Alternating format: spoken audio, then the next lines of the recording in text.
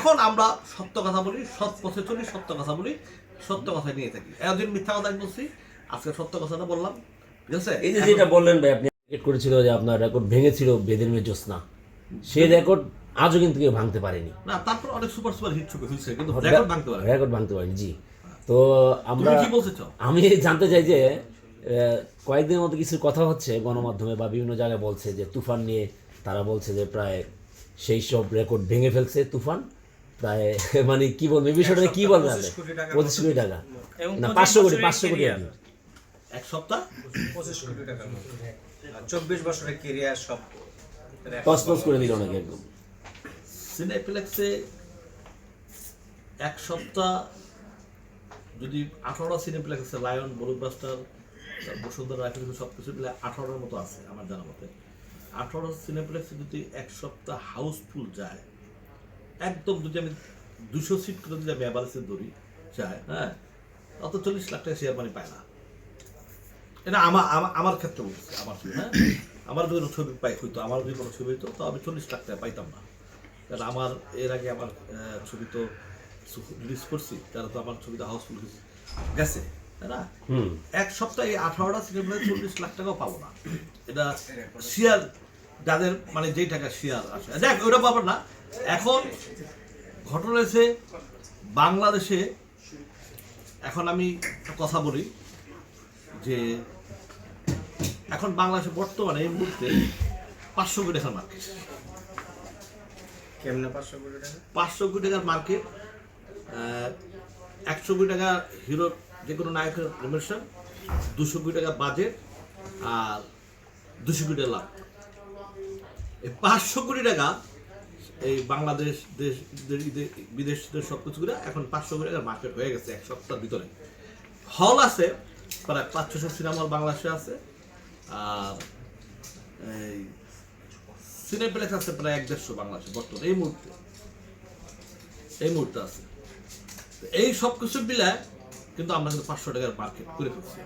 500 কোটি? হ্যাঁ, 500 কোটি টাকা, এটা কিন্তু বিশাল ব্যাপার। এটা কিন্তু আগে কখনো ছিল না, এই ইদানিং এই যাবৎ এই মার্কেটটা দাঁড়ায় গেছে। তো যারা 1-2 কোটি টাকার ছবি যারা বানায় তাদের কোনো খানা আছে না, যেখানে 500 কোটি টাকার মার্কেট তৈরি হয়ে গেছে অলরেডি বাংলাদেশে, সেখানে কোনো খানা আছে? কোনো খানা নেই। অতএব বাংলাদেশটা এখন ইন্টারন্যাশনাল বলিউড, হলিউড, হংকং, ঠিক আছে, কোরিয়া, এই এরা মনে পিছিয়ে পড়ে গেছে এই মুহূর্তে তারা পিছিয়ে পড়ে গেছে। কারণ আমাদের বাংলাদেশ, আমাদের যেমন ইন্ডিয়ার মেন বিজনেস কিন্তু সিনেমা, বিশাল রাজস্ব নিয়ে আসে ইন্ডিয়াতে, ঠিক আছে। আমাদের বাংলাদেশও এটা হয়ে গেছে মনে হয় এই মুহূর্তে, যা বুঝতেছি। তাহলে আমরা ভেবে নিব যে ইন্ডিয়াকেও মানে পাঁচ করে ফেলছে একদম। হ্যাঁ, কি বললাম, হলিউড বলিউডে তো কি বোঝায়, সব ফেল। তো আমাদের জায়গাটা আমাদের জন্য ভালো হয়েছে, আমরা অলরেডি 500 কোটি টাকার মার্কেট দাঁড়া করে ফেলছি। তাইলে ভাই আর্টিস্টদের রেমুনারেশন আর 200 কোটি টাকা লাভ থাকে। ভাই তাহলে এই যে আপনারা যারা 2-3 কোটি টাকা দিয়ে সিনেমা বানান, তারা কি আসলে সিনেমা বানানো ছেড়ে দিবেন নাকি? না, যারা 2-3 কোটি টাকা যারা সিনেমা বানায় তারা বানাবে কেন? হয় যেখানে 500 কোটি টাকার মার্কেট, সেখানে 2-3 কোটি সিনেমা প্রশ্নই আসে না, কেন বানাবে তারা? পোস্ট আসে না। তারপরে ফাঁকে যদি কেউ 80-90 লাখ টাকা যদি কেউ বানায় ফেলায়, ভুলে যদি বানায় ফেলায়, তো ওই ছবি যদি ভালো যায়, তারপর তাদের পিছনে লেগে জায়গা আরও তাদের পিছনে 1 কোটি টাকা ইনভেস্ট করে দেয় তা ওই পিছনে ছবিটা খারাপ করার জন্য। তাইলে ভাই যে অনুদানের সিনেমাতে 60-65 লাখ টাকা দিয়ে না, তো কিছু আমি যেখানে বাংলাদেশে 500 কোটি টাকার মার্কেট, তুমি এখানে 60-65 লাখ লিয়ে তুমি এটা কি কও মিয়া? বর্তমানে বাংলাদেশে 500 কোটি টাকার মার্কেট আছে, 600 সিনে হল হয়ে গেছে অলরেডি।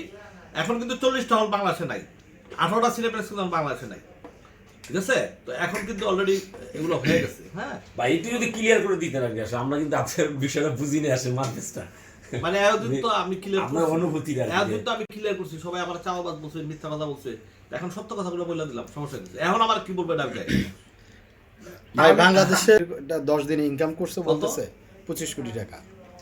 তো মনে করো 10 দিনে 25 কোটি টাকা, তাহলে তুমি হিসাব করো, আর 10 দিনে 50 কোটি, আর 10 দিনে 30 দিনে, এগুলো তো 500 কোটি তোমার পকেটে তো আছে মিয়া, বোকা নাকি তুমি মিয়া? তোমার হিসাবে তো তোমার পকেটে আছে মিয়া, ঠিক আছে। তো বাংলাদেশ ওই পর্যায়ে চলে গেছে মিয়া, ঠিক আছে। ভাই তাহলে কি আপনারা যারা 2-3 কোটি টাকা খরচ করে সিনেমা বানান তারা হতাশা নিয়ে কি সিনেমা বানানো ছেড়ে দিবেন কিনা? আমি যাই না। যদি আপনি কি সিনেমার পর্দার পিছনে যদি ছবি চালাতে চায় তাহলে পারে।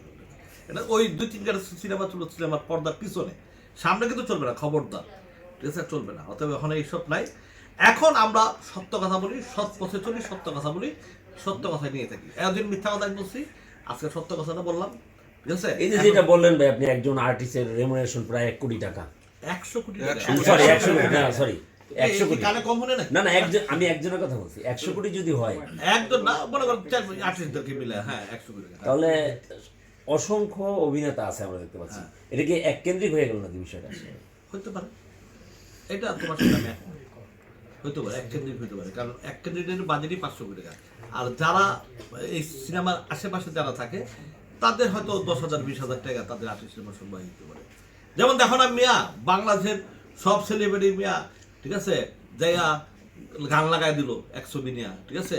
তো ওদেরকে আপনি নিচে কি আপনি ওদের কয় কোটি টাকা নিচে মিয়া, ওদের কয় কোটি টাকা নিচে, ওরা যে মিয়া গেছে এমনি গেছে পাবলিসিটি মিয়া, এখন তো 50 কোটি টাকা পাবলিসিটি করতে হয় মিয়া, ঠিক আছে, বড় বড় ফিগার নিয়ে যেতে হয়।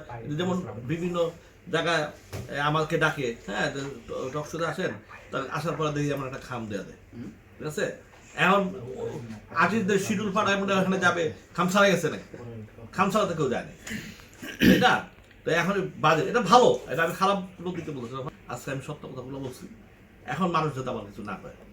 আপনি যেটি বলছেন যে 500 কোটি টাকার সিনেমা তৈরি হলে ওই